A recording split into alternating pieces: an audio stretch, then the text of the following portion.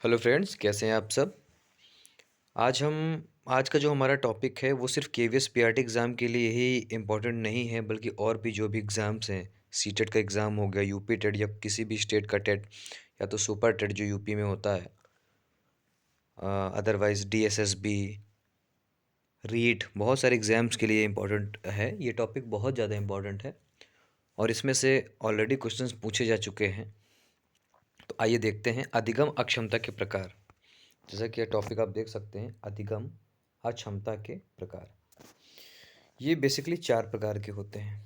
पहला होता है पढ़ने की अक्षमता, दूसरा मौखिक रूप से सीखने की अक्षमता, तीसरा लिखने की अक्षमता और चौथा गणित संबंधी समस्याएं। बेसिकली एग्ज़ाम जो है, एग्ज़ाम में पढ़ने की अक्षमता, लिखने की अक्षमता और गणित संबंधी समस्याएं, इसी से प्रश्न पूछे जाते हैं। लेकिन फिर भी ये भी इम्पोर्टेंट है और इसको भी हमें याद रखना चाहिए। चलिए आगे बढ़ते हैं। तो पहला नंबर है पढ़ने की क्षमता। तो पढ़ने की क्षमता को थोड़ा सा डिस्क्राइब करके इसको आगे और समझते हैं। आप देख सकते हैं पढ़ने की अक्षमता।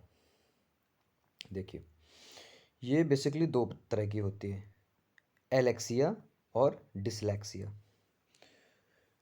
एलेक्सिया होती है और डिसलेक्सिया। जहाँ पर डिसलेक्सिया या एलेक्सिया वर्ड का यूज होगा, आपको ये लेक्सिया या लर्न रखना है, लेक्सिया।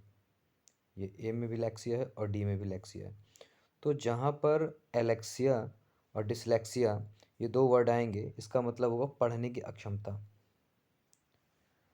तो आपको लेक्सिया से इसको एक तरह से ट्रिक की तरह इसको यूज़ करना है, लेक्सिया। तो अगर लेक्सिया आएगा तो पढ़ने की क्षमता हो जाएगी। तो डिसलेक्सिया भी आ सकता है या एलेक्सिया भी आ सकता है। ठीक है, दूसरा देखते हैं मौखिक रूप से सीखने की अक्षमता। इसके क्वेश्चन तो ज़्यादातर आते नहीं हैं अभी तक, कुछ एग्ज़ाम्स में आए हैं, ज़्यादातर आए नहीं हैं। लेकिन ये नहीं कह सकते कि आएंगे नहीं, तो इसलिए इस पर भी फोकस करते हैं। मौखिक रूप से सीखने की अक्षमता, इसको आप देख सकते हैं मौखिक रूप से। तो मौखिक रूप से सीखने की अक्षमता में अफेजिया और डिस्फेजिया। जब ओरली किसी चीज़ को ओरल बच्चों को सिखाते हैं, ओरल तरीके से उसको करते हैं और उसमें अगर अक्षमता होती है तो उससे कहते हैं अल्फेसिया या डिस्फेजिया। आगे बढ़ते हैं, लिखने की क्षमता। तो इसको थोड़ा सा ट्रिक की तरह याद करेंगे। लिखने की क्षमता, तो लिखने की अक्षमता में इम्पॉर्टेंट है डिस्ग्राफिया। ये सबसे ज़्यादा पूछा जाता है। क्वेश्चन ऐसे बनता है कि डिस्ग्राफिया जो है वो अधिगम की किस प्रकार की अक्षमता है। तो लिखने की है, पढ़ने की है, गणित संबंधी है या मौखिक है, मौखिक क्षमता है। तो आपको इसमें लिखने की अक्षमता बताना है कि ये लिखने की क्षमता है। अच्छा, इसमें एक लास्ट में प्रयोग किया गया है ग्राफिया का। आप देखिए, GRAPH, ग्राफ। जैसे कि आप सभी लोगों को पता है ग्राफ, ग्राफ का मतलब क्या होता है। जब आप कोई चीज़ की ग्राफिंग करते हैं, इसका मतलब आप उसको हाथ से ग्राफ करते हैं, एक तरह से आप लिखते हैं उसको। अगर आपको कोई कहे कि आप ग्राफ बनाइए, तो ग्राफ बनाने के लिए आपको हाथ से प्रयोग करके उसको लिखना पड़ेगा या बनाना पड़ेगा। तो डिस्ग्राफिया, जहाँ पर भी ग्राफ वर्ड का प्रयोग कर दिया जाए, तो आपको समझ जाना है कि ग्राफ, डिस्ग्राफ यानी कि ग्राफ करना है, उसको बनाना है, तो डिस्ग्राफिया।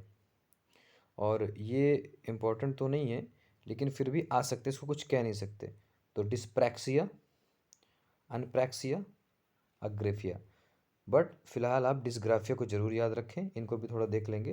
लेकिन ये याद रखेंगे डिस्ग्राफिया, ग्राफ का मतलब होता है ग्राफिंग करना, बनाना। तो जहाँ पर भी ग्राफ वर्ड होगा, इसका मतलब डिस्ग्राफिया हो जाएगा। इसका मतलब लिखने की अक्षमता। नीचे बढ़ते हैं, गणित संबंधी समस्याएं। ये बहुत ज़्यादा आसान है, इसको याद करना तो बहुत ज़्यादा ही आसान है। चलिए देखते हैं गणित संबंधी समस्याएं। देखिए, वर्बल डिसकैलकुलिया। इसमें तीनों जो टर्म लिखे हुए हैं, इसमें बार बार कैलकुलिया का प्रयोग किया, कैलकुलिया कैलकुलिया। सबसे पहले आप लोग कैलकुलेटर से परिचित हैं। कैलकुलेटर को आप लोग अच्छे से जानते हैं कि कैलकुलेटर क्या होता है। बच्चे को भी पता है कि कैलकुलेटर का प्रयोग कहाँ करते हैं। कैलकुलेटर का प्रयोग गणना करने के लिए किया जाता है। तो ऐसे ही इसी से बना हुआ एक वर्ड है कैलकुलिया। इसका मतलब है गणना करना, कैलकुलेट करना, गणना करना। तो आप यहीं से समझ जाएंगे गणना कहाँ पे करते हैं, मैथ्स में करते हैं, गणित में करते हैं। तो वर्बल हो या ग्राफिकल हो या लैक्सिल हो, ये लैक्सिल नहीं है, लैक्सिल है, ठीक है। बट वर्बल हो, ग्राफिकल हो या लैक्सिल हो, आपको देखना है कैलकुलिया वर्ड का प्रयोग हुआ है। अगर कैलकुलिया वर्ड का प्रयोग हुआ है तो इसका मतलब है कि कैलकुलेट करना, गणना करना। तो आपको समझ में आ जाएगा कि गणित संबंधी समस्याएं हैं। Dyscalculia, verbal dyscalculia, graphical dyscalculia या लैक्सिल डिसकैलकुलिया। तो आपका कॉन्सेप्ट क्लियर हो गया होगा। अब एग्ज़ाम में ऐसे पूछा जाएगा, पहला क्वेश्चन ऐसे बन सकता है कि देखिए 3 टर्म्स आप याद रखिए, डिसग्राफिया, डिसलैक्सिया और डिसकैलकुलिया। तो अगर आपसे कोई कहता है कि डिसलैक्सिया क्या है, तो डिसलैक्सिया आप यहाँ पर देख सकते हैं। सबसे पहले पढ़ने की क्षमता, डिसलैक्सिया या एलेक्सिया, ये पढ़ने की अक्षमता होती है, डिसलैक्सिया या एलेक्सिया। और किसी ने कहा डिसग्राफिया, तो ग्राफ का मतलब होता है ग्राफ करना, उसको लिखना। आप यहाँ पर देखेंगे ग्राफ करने का यहाँ पे वर्ड यूज़ हुआ है ग्राफ। तो आपको मालूम है ग्राफ का मतलब होता है उस चीज़ को लिखना या ड्रॉ करना या बनाना, तो हाथ से ही तो करेंगे, तो उसको डिस्ग्राफिया कह देंगे, ठीक है। और उसके बाद डिसकैलकुलिया, यानी कि गणित संबंधी समस्याएं।